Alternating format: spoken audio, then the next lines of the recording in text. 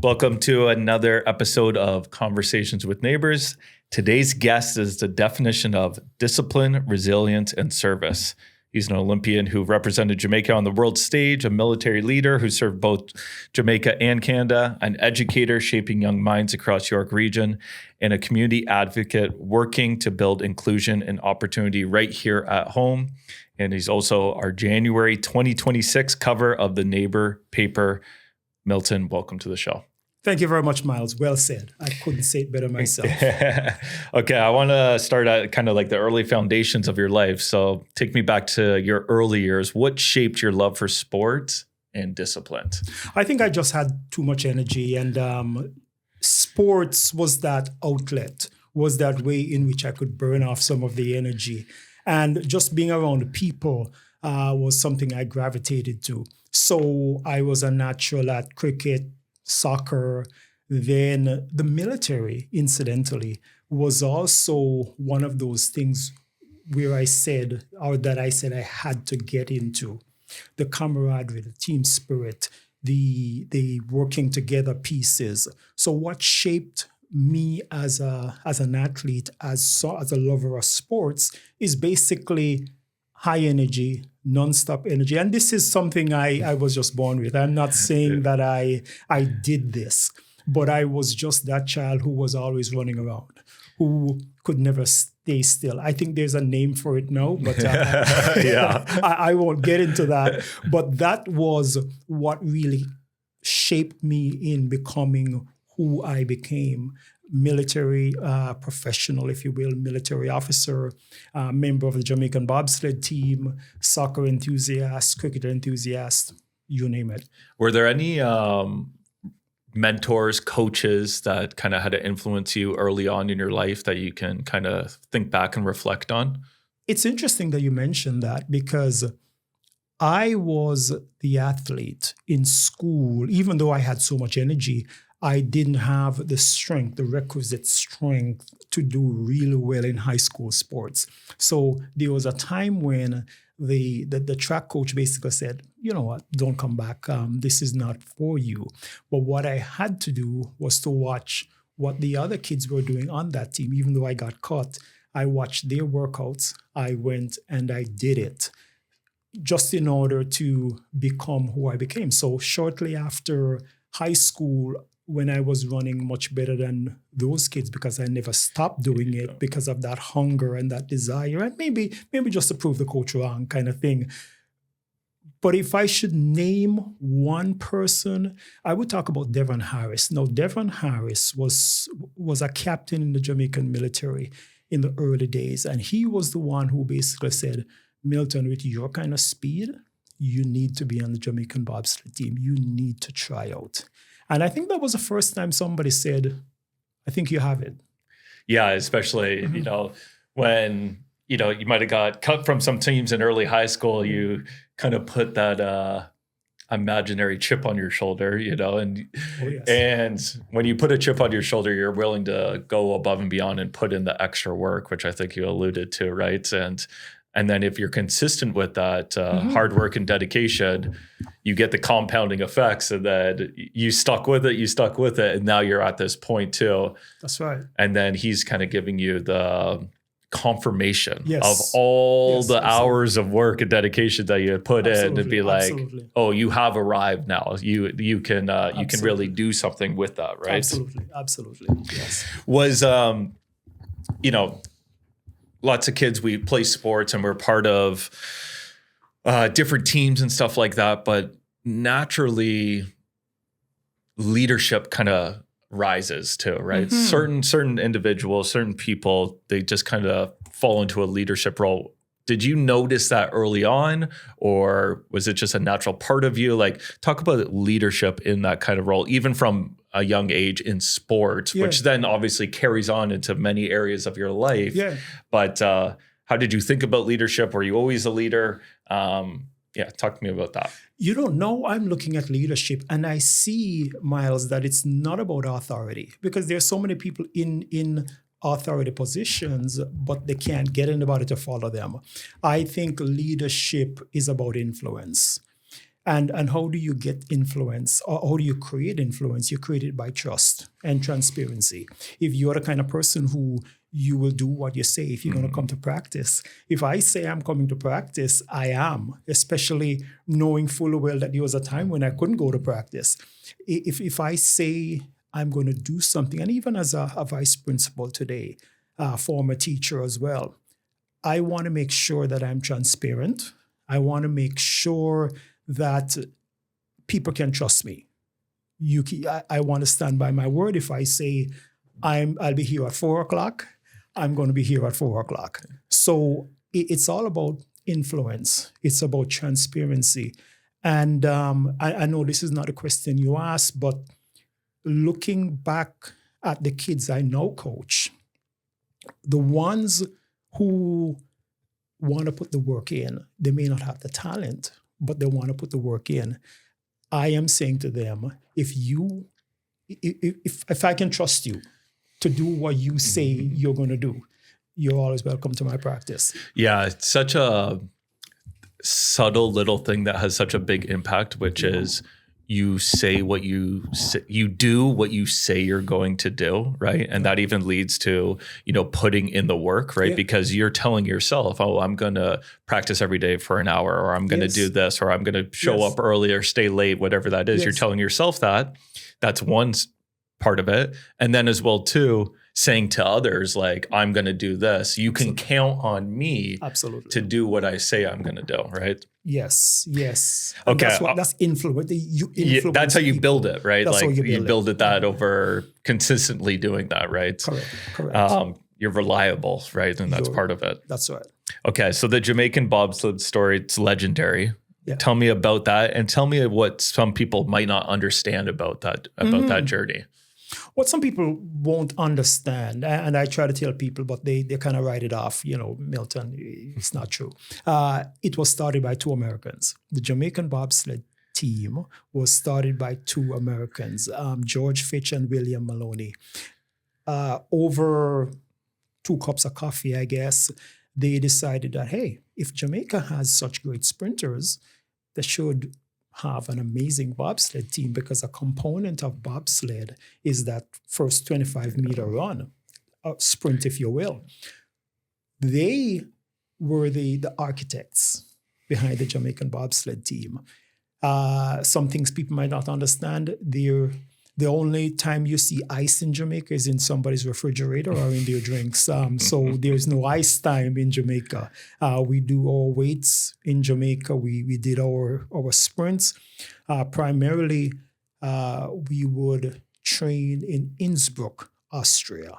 Our first coach was an individual by the name of Sepp Heidaka, Austrian. We actually learned the sport via the Canadian bobsled team. Those Canadian bobsledders are amazing, just amazing people. They basically took us under their wings to say, okay, here is how it's done. So those are some facets about the early days of the Jamaican bobsled team. And how did the Olympic experience, change how you see the world? Like, what was that whole experience like? It's a very rare one, right? Not many people have that. Yeah. I would love to hear that. Yeah, I often tell people that the road to the Olympics was better than the Olympics itself, because the road to the Olympics went through Italy, Austria, Switzerland, Germany, England, Canada.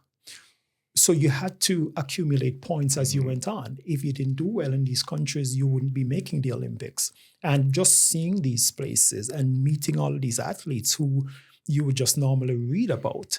I mean, I remember when the Americans brought on Herschel Walker, the star-studded team, Edwin Moses. I'm thinking, these guys, I grew up hearing about these guys, and I saw them in the flesh, just in the workout room, on the ice, just doing their thing. The road was amazing. Lots of interviews like this, ABC, all different media outlets. The Olympics itself was one where you stayed in the Olympic Village. You were pretty much cut off from the world. You had an Olympic Village. That's where you slept, you ate. Lots of interviews. the Olympics was over, you were gone, kind of thing. So it was very quick. You did your event was done. You had to vacate the premises because other people would be coming in.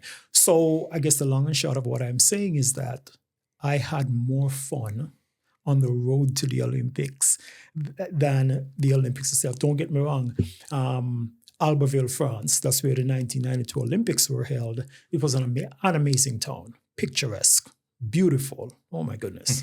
Yes. Yeah, that's actually great too, because, so many times in life, we realize that the journey is the thing, right? And, to hear that even at the biggest stage kind of the Olympics, right? This pinnacle of sport where really the true magic was in the journey to it, right? And everything that goes into that, right? So that's pretty special. Right.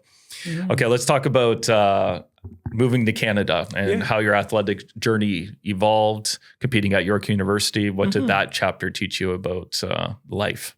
It said to me, respect the people who came before you. And I'll tell you why I said that. I came to York University right after the Olympics, 1992. And I'm thinking, I am the Olympian. People were like, okay, the Olympian is in town, Milton Hart. So I joined the track team. But running indoors, I found, was much different from running outside. In bobsled, in track and field, outdoor track, you're outside. Yeah. Lots of oxygen. You're doing your thing, right? Yeah. My first indoor meet, I was running with some guys who were accustomed to running indoors. I think I finished last in the race. I couldn't breathe. And I'm thinking, guys, how do you do this? Yeah. They said, you just got to get used to it. So I realized I had to put the work in. I had to respect those guys, get some pointers from them, because running indoor, you're talking about much less oxygen. I felt faint the first time so I just had to get in there, do my thing, put the time in, do the workouts, respect those people, respect the coach, the indoor coaches who, that's their environment. I could talk to them about outdoor running, but our bobsled, that was their terrain. I was new. I had to humble myself. Yeah. Tell me about this. And I ended up being the MVP of the team. I won Ontario's 60 meters, 300 meters. I was on the mayor's list of exemplary athletes. So I did well. Yeah. I was athlete of the year for York University by ballot 1 year. So I did well. But my first year, oh my goodness, I got, as they would say, shellacked. It seemed like it's a perfect humbling experience, like right at the perfect time, right? Mm-hmm. Because if you didn't have that, right, you could have just ridden high off on the Olympian for however long, but really you're back in competition, and then you just kind of get checked real quick to then go back to what works, which is put in the work, right? And put in the work. Yes. Winning Canadian Masters 100 meter in 2023. Like, what keeps the fire burning after all these years? Still got the energy that you're Myles, still. I think I still have the energy. And that's the reason why I'm a vice principal with lots of kids running around. I can cope. I'm also a professor at Seneca College. I do coaching. So I still have that energy that I need to burn off. And I'm not just doing this because I want to burn off energy. The things that are worth my time, I want to end up doing. I want to do those things. If it's worth doing, if I see a purpose in it, track and field, being a vice principal, teaching at Seneca, being here, working in the community, those are the things I'm going to do, because there is much necessity around doing these things. Yeah. And so let's talk about kind of the military era of your life, right? Mm-hmm. So obviously you were drew to it. We're going to go back to kind of on the leadership side of it, which you found your role within that. Yeah. Talk about how that experience, getting into it, what you learned from it, just overall, like, obviously it's a very special time in your life. Talk on that. I think what the Army has taught me about leadership is that servant leadership is the greatest aspect of leadership. And the Canadian military really hammered that in. As a platoon commander, if my platoon was eating, I would eat last. If the food was done before I got there, tough luck. Yes, you're leading these men and women. You're trained to lead them into battle, but you're nothing without them. And never think that you are over and above them. Mm-hmm. Never think that you're better than them, because without them, you're nothing. And I look at teaching today. Who are the most important people in the school? The kids. Without them, there is no school. Yeah. And then you go up the rank, the janitors. Without them, there is no school. Mm-hmm. So at no point should I ever think that I'm better than the janitors, better than the teachers and the kids, because those are the people I rely on. Yes, I'm the leader, but you need somebody to lead, and their welfare needs to be taken seriously, taken into account, because if they're not happy, as the leader, you're going to be leading a bunch of unhappy people. Yeah. And you will get nowhere. Yeah, I think that's like such a core thing about true leadership, right? Is being in service of the ones that you're serving, right? If you're not like a true leader, you kind of look at like, oh, I sit up top and I'm this, but really you have to have that mindset and that perspective of no, I work for you, right? Like that's what the relationship of this is. So then like that continues into then education, right? Yes. Right. So it's a similar principles, just different arena that you're in now. That's right. That's correct. That is correct. So what drew you into that? Was it just, obviously the youth are important for the future and, leadership is needed in there and true service, right? Of actually being thoughtful of, I want to be here for the kids, for those people, and actually guide them. And was that what led you towards that world? Mm-hmm. Talk to me about the journey of that and what it's kind of been like experiencing that. Yeah, in all honesty, I thought that with everything that I did, and I'm talking about growing up in the ghetto in Jamaica, growing up in a place called Trenchtown, Kingston. That's Bob Marley's territory, but that's the heart of the ghetto, Kingston 6. Trenchtown. If you listen to some of Bob Marley's songs, he'll talk about how rough the ghetto was. But I that's where I'm coming from. And I am looking at kids today and I'm seeing myself in them. But at the same time, I move from there to other areas, other arenas. And I've accumulated a lot of experiences that I think would be essential, important for the kids I'm seeing now. So I thought, how cool would it be for me to create a situation where I can talk to kids? I can tell them that, hey, don't give up. Move on. Don't live in the past. Look for the future. Look to the future. There's no such thing as failure. If you learn from it, you brush yourself off and you move forward. And that's my sermon to every kid I meet. Don't worry about this. If you learn from it, if you stay there and you feel sorry for yourself, then yes, you have failed. But if you're learning from it, and if it's going to cause you to succeed later on, then really you didn't fail. It was just an expensive lesson. Yeah. So, and that's what I bring to kids these days. And I want to tell them my story, because I think if I could get from there to here, then anybody can, because I'm nobody special. And I'm saying that to every single kid who will listen. Yeah, it kind of gives you this unique advantage to speak to these kids because, like what's that saying? Like those who can't do, teach. But then you're like, I did do, right? Like from where you started from, like the ghetto of that, right? And the journey that you have been on into all these different areas of life. Mm-hmm.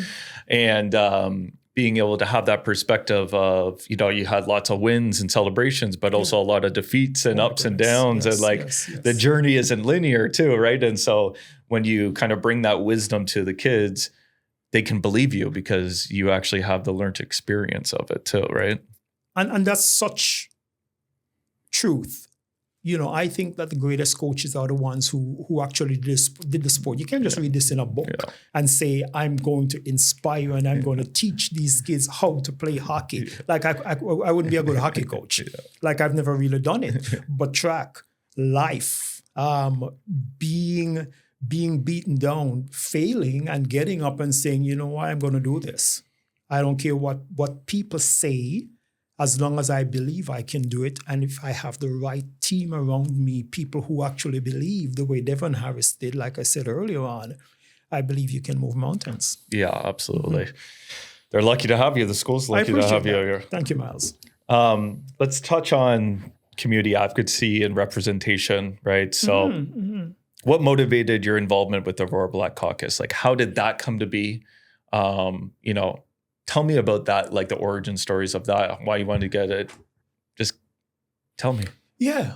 The Aurora Black Caucus was one where, I looked at our society and I look at the idea that we're not as together as I would want us to be. That's just my opinion. We're not yet in a perfect society. And I do know there are stereotypes about people. I see a situation even with myself. People hear my name, or I hear people's names, and I think I know what they're all about until I see them, until I get to talk to them. Right? Hence, being judgmental, stereotyping is not the way to go. So with the Aurora Black Caucus, I'm saying, hold on a second. We have back then we had about 5 Black men in Aurora that I knew of. So I said, okay, why don't we get together? We're all professionals. Why don't we partner with the wider society, wider Aurora community? So I went to see Dawn Gallagher Murphy and I said, Dawn, this is the idea. And she's like, that's fantastic. Let's do it. So Dawn Gallagher Murphy is a member of the Aurora Black Caucus, founding member. She helped us start this. Let's get together. Let's tell people who we are. Let's tell our story, give them our narrative, find out who they are, and let us realize that we have more in common, that there's more similarities than differences. This is who we are. We are professionals. I'm doing this, that, and the other. Hear from other people. And I think that will strengthen the Aurora community, the wider community. So the Black Caucus was exactly that, where we wanted the 5 Black men I knew at the time, let's tell our story. If there are folks among us who have a different opinion, maybe based on what they have heard, let's correct that narrative. This is who we are. And that's how it started. Yeah, and obviously it's just so important because sometimes we could think of like big societal issues or problems or things that want to be fixed. And it's kind of like, it's so big, right? But what can you actually do on impact of it? You can do it at a local level, right? Be the change you want to see in the world, right? Absolutely. And actually go out and do the work. We're always going to go back to do the work. That's the true way to actually build something. And then people see it, experience it, see that it's possible. And then that's how it spreads out, right? So yeah, it's just it's so important. So I think a lot of people miss that, where it's just like, whatever that is in your life, just do it at the local level, do it in your community, right? Yes. And let it build from there. That's correct. Right. That's correct. So being inducted into Aurora Sports Hall of Fame, obviously that's big. Yeah, what did that moment mean to you? That said to me that the work we did earlier on, even within the Aurora Black Caucus, that's spreading because now we have a situation where people know us. Perhaps people would know who Milton Hart was if we didn't say, here we are, here's the real story. Forget about what you know, this is us. So I think that when people get to understand who we are, they can help to celebrate our successes. And Mr. Javed Khan, the head of the Aurora Sports Hall of Fame, was somebody who actually reached out to me, Councillor Weiss, who knew of my story. And again, there is power in telling your story. There is power in partnership. There is power in the idea that I'm not better than you. I will come, I'll break bread with you, I'll be in your midst. We're not as different as people would lead us to believe. Now, with the induction itself, I think it was amazing because, and you and I talking here, it puts into a different kind of light some of the things that I did. Because I was looking at that. I was at that event and I'm like, oh, that actually happened. Yeah. Oh my goodness. Because, they were talking about some things like I was talking about, or I was asked to talk about the journey from Kingston, Jamaica, where it was 32 degrees, to Innsbruck, Austria, the following day when it was minus 32 degrees. So it put in perspective what it is that you did, yeah. but it also shows you that people are appreciative and they will help you to celebrate your goals and your successes. And perhaps if you fall, they'll help to pick you up because that's what a team is all about. Yeah, for sure. That's like always those kind of awards recognition moments, right?